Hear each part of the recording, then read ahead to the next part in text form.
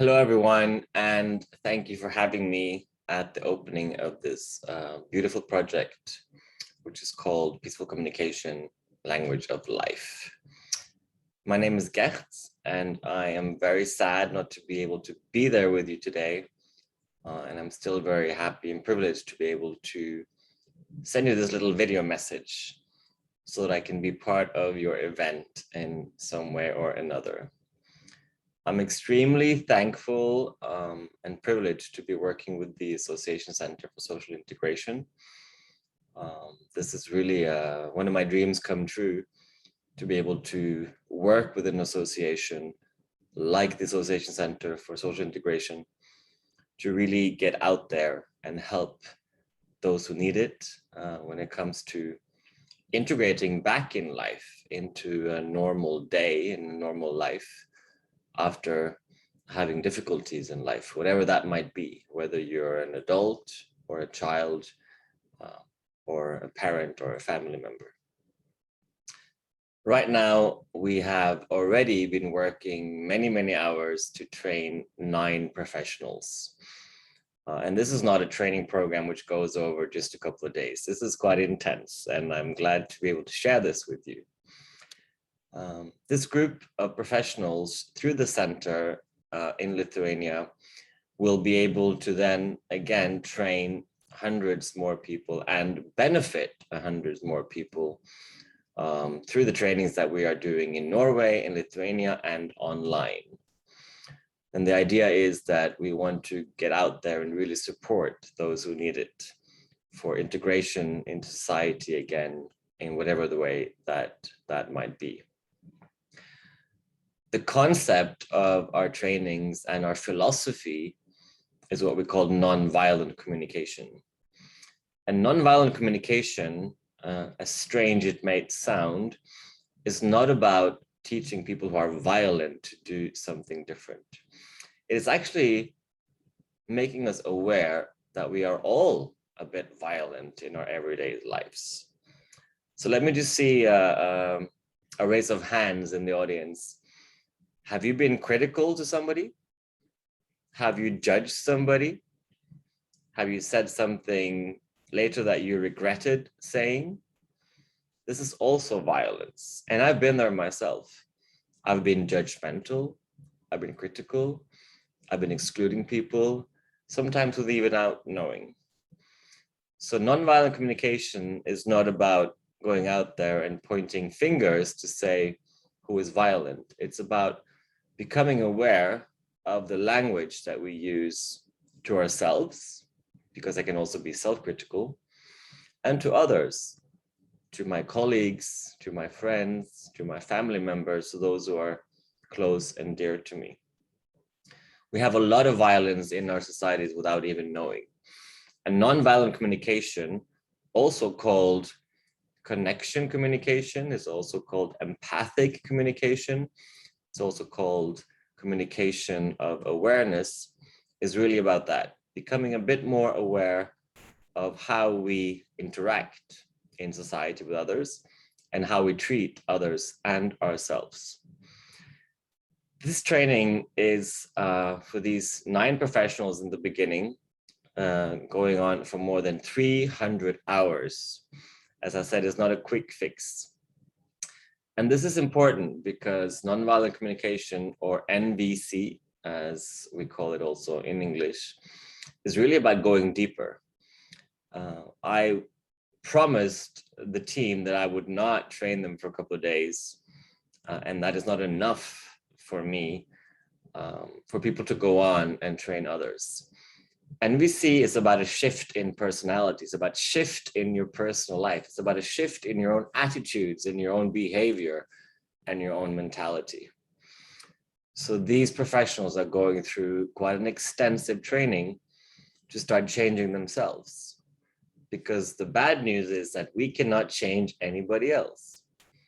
We can change ourselves, and through that, we can inspire and motivate others to change as well. Because you really need to feel, experience, and live nonviolent communication to really learn it and to share it. Integration, for whatever reason, integration for reasons of exclusion, imprisonment, other difficulties in life, is really severe and quite serious in so many parts of our world. Millions of people suffer from violence, whether it's emotional, physical, sexual, financial, verbal, or any other. And many more people struggle with mental health challenges, such as anxiety, depression, panic attacks, post-traumatic order disease. And there is blame, there is shame, and there is self-criticism. And we rarely talk about this. We don't talk about what really matters because we have a shame to talk about it. And we're not necessarily taught how to express ourselves. At least that's in my culture. How about yours in Lithuania? I think what we really want, all of us, wherever we're from, is to be safe, happy, and well. And we all have the same needs. If we look deep, deep down, we all want to have safety. We all appreciate company. We all want learning. We need development. We need trust. We need recognition. We want to belong somewhere. We want to have a community. And we all want to be seen. And these are just some of the many, many needs that we all have. These needs are universal. And this is where nonviolent communication really tries to find understanding between people, individuals, and groups all over the world. We might not be able to understand each other's cultures or backgrounds. What we can understand is when somebody feels sad or happy or frustrated, and when they need safety, comfort, learning, or to be seen. I've seen a lot in my life. I was bullied when I was in school, going through a very difficult time. I've been through divorce. I've been through violence. I've been through depression. I've been through anxiety. I've been through ADHD. And I was also kidnapped while I was working in Yemen for the United Nations in 2012. We all have gone through difficult times. There is nobody on this earth who has not had difficulties and challenges. What we want with this project, and the reason why I really believe in this project, is that we want a new society. We want a society without judgment, without criticism, and without punishment. We want to see each individual just as they are, for their experience, for their difficulties, for their story, for their baggage, as sometimes we call it. So instead of being suspicious and suspecting people, we want to be curious. Instead of judging people, we want to understand. Instead of excluding people or fearing people, we want to include them and comfort them. I'm what we call a certified trainer in nonviolent communication. There are about 700 people across the world who have been certified in nonviolent communication through many, many years. It's a long process. I was working on it for 15 years and I'm not quite finished yet. I've also been trained in conflict resolution and international relations through a bachelor and a master's program. I have been able to do voluntary work and internships in many countries around the world. In fact, I lived in 13 countries. I've also been able to do intercultural experience, really meeting people from so many different cultures where we are so different, seemingly, and we still have so much in common. I have trained in mediation, conflict management, and I've been working for the United Nations across the world. And I have learned a lot. And this is some of the learning that I'm taking with me into this project. We are all unique. We are all different. So when people say that we're all alike, we're all the same, we're all equal, I'm not so sure I agree. I celebrate that we are diverse. I celebrate that we are different and unique. What we do have, though, in common is that we all have the same worth, no matter our background, our religion, our physical capacities, our sexual orientation, our gender identity, our background, our education, our position.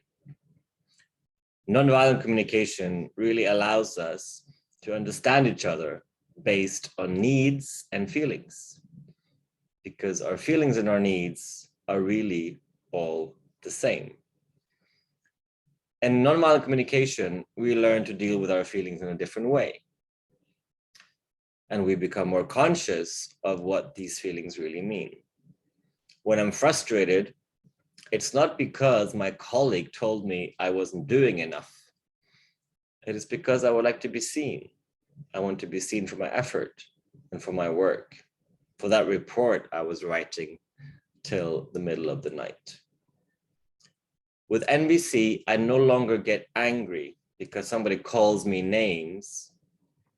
I get sad, perhaps, and I also want to understand what is going on with that person. Whoever criticizes me or calls me names has their own story, and they have learned violence or calling names as a way to deal with their own frustration or their own complicated lives. So what did that person go through? What did they go through that makes them do what they do? That's what I want to understand and not judge or blame them. In NVC, we see that we all do things for a reason. We do things because we're trying to meet a need.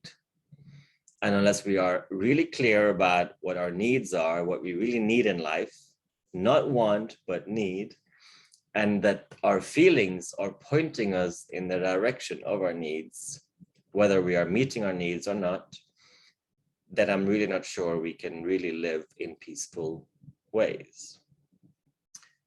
I don't know about you in Lithuania, but I have a little suspicion or a little guess that you also haven't learned about expressing your feelings and needs.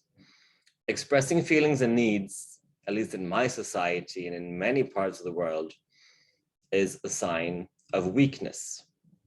Even asking for help is a sign of weakness. And I would apologize for my behavior, and I would apologize for being who I am just because I'm afraid of not being part of the larger community. And I would start blaming myself. I would start shaming myself. And I might even be so frustrated for not being accepted that I would attack you verbally or maybe even physically. So NVC really teaches us that we do everything for a reason. We try to meet a need in whatever we do. And since we haven't all learned to express our feelings and needs, very often we express them through unconscious or subconscious violence, verbal, physical, emotional, sexual, as I mentioned. Sometimes we use force just because we don't understand how to react. And we go back to our biological way of dealing with fear, which is defending ourselves, maybe through attacking others. Nonviolent communication is really about seeing people for who they are, what they have been through. Everybody has a story. And I want to see the intention behind what they're doing or saying. It doesn't mean I agree with them. It doesn't mean I will accept what they say. It doesn't even mean I want to be a nice person and think everything's fine. It means that I want to understand. And I want to find a calm in my heart, some quiet space and some peace in my heart, because I understand that they have some unmet needs and that their feelings are just an expression of those unmet needs, and that they can't necessarily express those needs without using force or violence in some sort of way. That's what this is all about. And that's what this project is all about. Being there for somebody else, being there for yourself, and trying to understand why we do what we do, and find some acceptance for why we do things the way we do. And that is the first step towards change. When we want to integrate people, when we want to support people, when we want to find acceptance for ourselves, the first step is about being conscious about what we need and how we feel. That is the first step towards a resolution or some progress in our lives and our well-being. So in this way, I can stay calm. Whatever you do, whatever you call me, whatever you say, I can stay calm and peaceful in my heart, not judging you, not agreeing with you, but still staying peaceful and being able to listen, because your pain is expressed through violence. So I don't want to see the violence. I want to see the pain that you're going through and listen to you if I'm able to and have the capacity. This is what this project is all about. I'm so excited to be able to share my experiences and my learning through this project. I'm so excited to work with this group of amazing individuals and professionals, and knowing that what we go through, these months and months of training together, will really make a difference for many, many more families out there.